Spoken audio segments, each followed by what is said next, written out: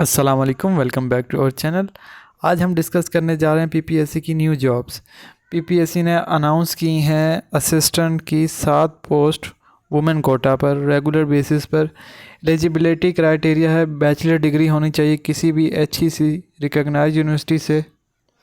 उसके बाद second criteria है टाइपिंग स्पीड 25 वर्ड्स पर मिनट होने चाहिए, इंग्लिश की टाइपिंग मांगी हुई है।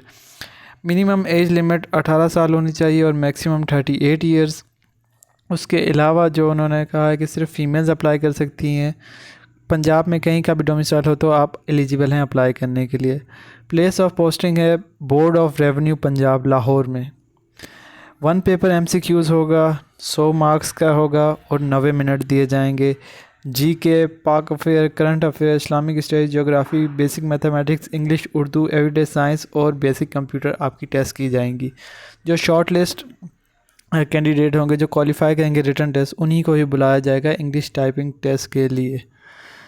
Thank you for watching this video. मिलते हैं एक नई वीडियो के साथ, तब तक के लिए अल्लाह हाफिज़।